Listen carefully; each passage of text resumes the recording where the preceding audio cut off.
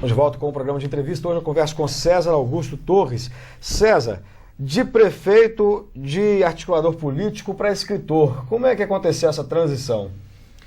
Sérgio, eu sempre gostei muito de escrever, né? Aquilo que eu te disse anteriormente, as manifestações culturais, aquilo que você sente, os seus sentimentos, né? As suas ideias, que você às vezes busca, de certa forma, colocar para as pessoas.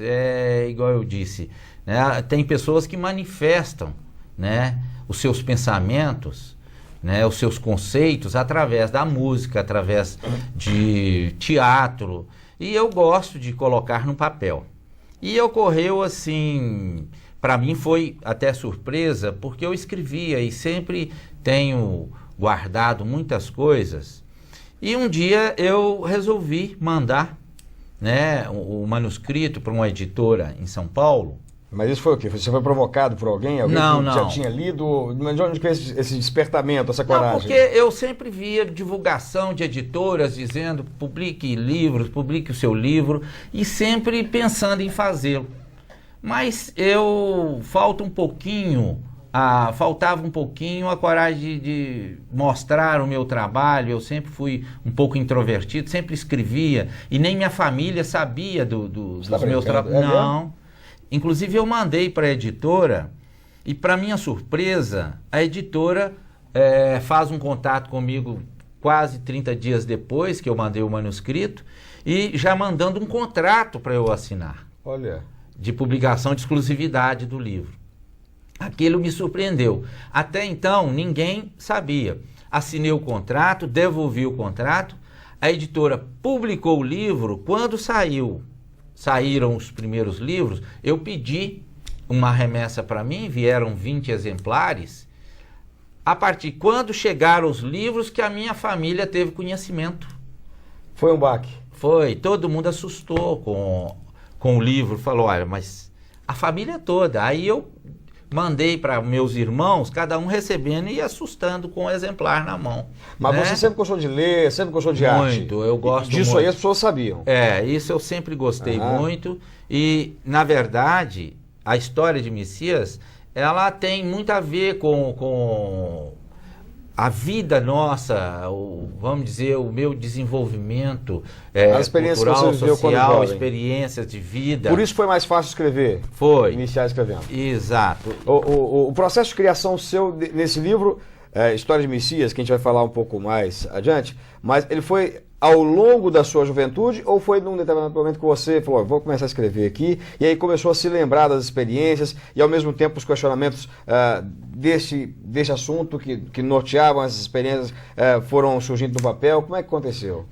Na verdade, isso não foi ao longo... Eu comecei a escrever o livro A História de Messias, eu levei basicamente um ano e meio para concluir o livro, quase um ano e meio.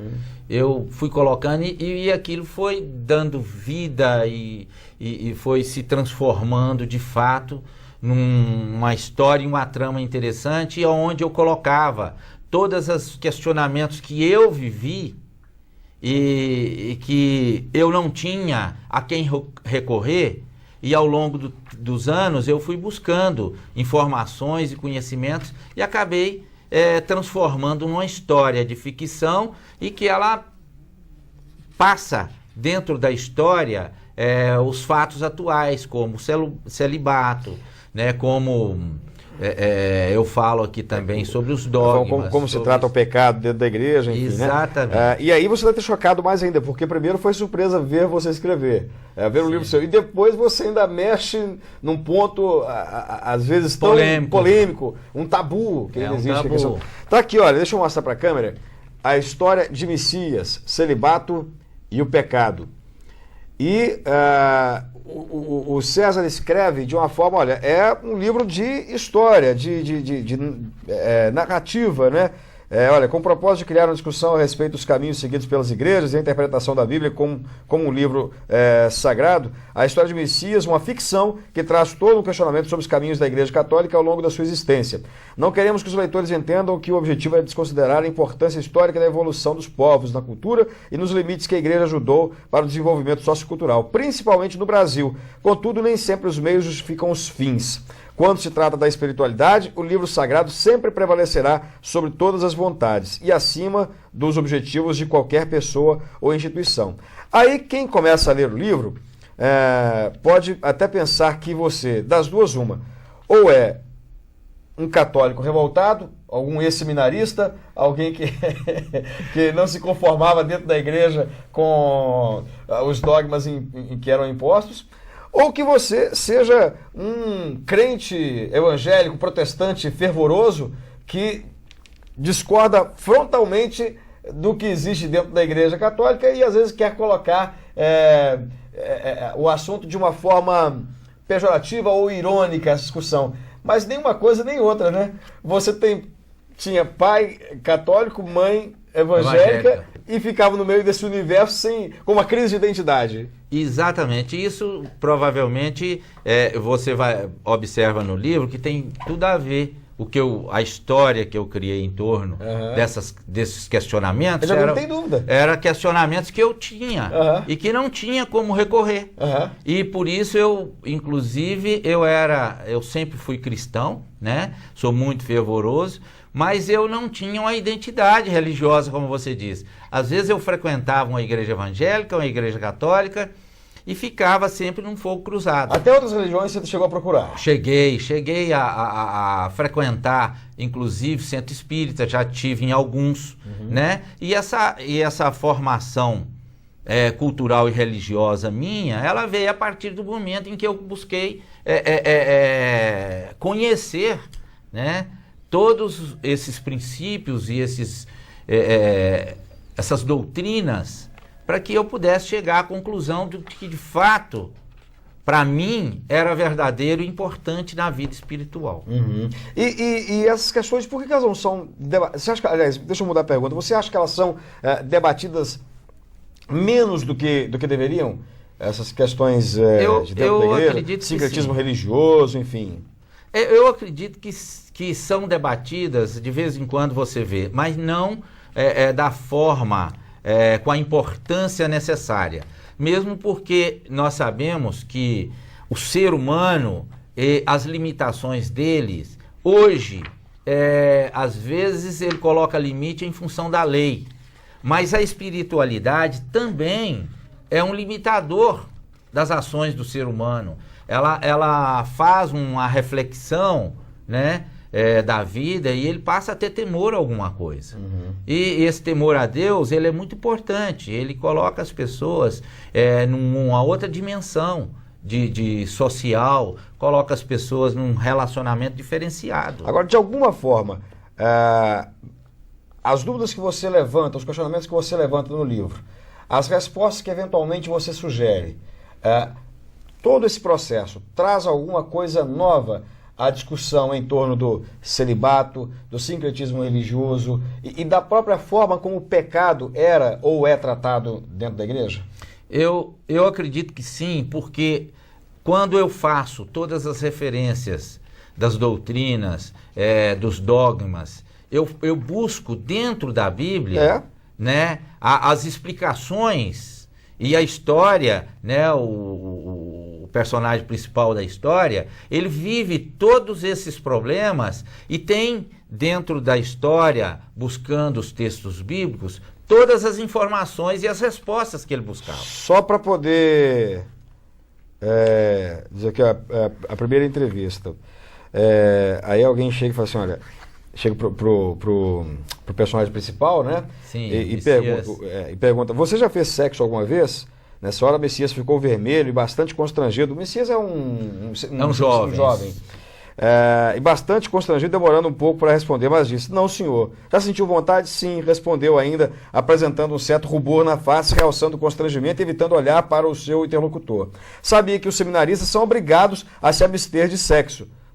A pergunta que faz: sabia que os seminaristas são obrigados a se abster de sexo? Sim, senhor, respondeu ele. Você acha que está preparado não só para isso, mas para renunciar a todas as maravilhas do mundo que somente atende aos prazeres da carne, ou que para nós são futilidades, que só fazem estimular o pecado e fazem votos reais de um casamento com a igreja? Sim, meu senhor. Você sabe o que é celibato e por que foi instituído?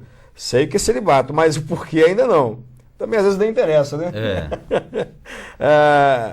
Bem, hoje no seu primeiro dia, ele estava entrando no seminário, é importante que eu passe a você porque a igreja instituiu o celibato com base nos ensinamentos de Cristo. Aí o monsenhor relata aqui, começa a falar, e lá pelas tantas o César traz aqui nesse capítulo ainda, olha, Nosso Senhor era virgem, era a pureza perfeita. O sacerdote católico, que é o seu ministro, procura o melhor possível imitar o seu modelo divino, que disse: eu vos darei o exemplo para que façais como eu fiz. João 13, 15.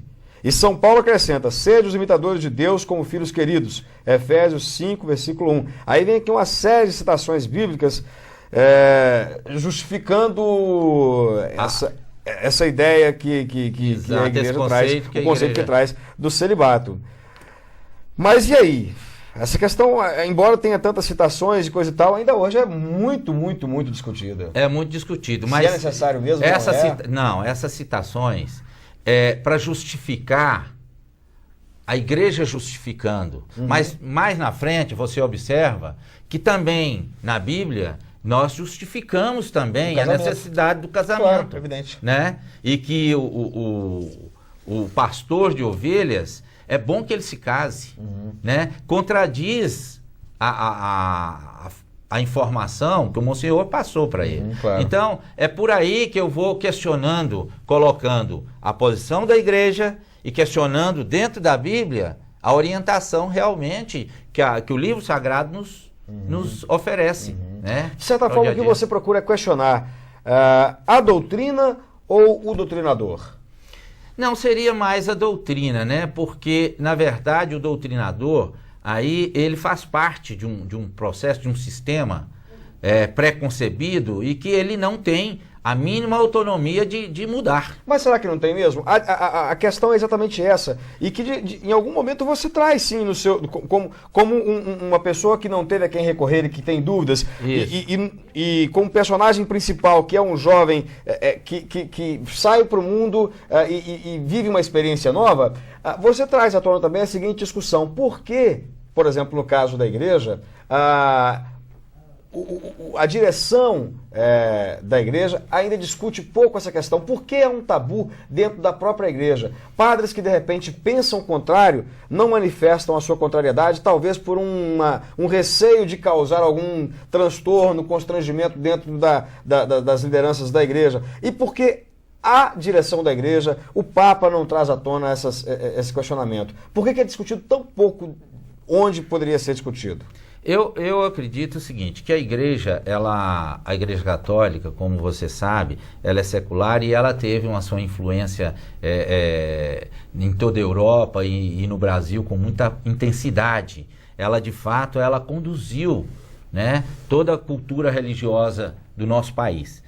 E existia na época, isso aí você, em pesquisas e a própria escola hoje mostra isso, que os interesses das igrejas eram realmente colocados em primeiro lugar. Né? A espiritualidade não era colocado como o principal foco da igreja. Não. Né? Então ela tinha que manter, né, em primeiro lugar o seu poder e manter também a sua riqueza.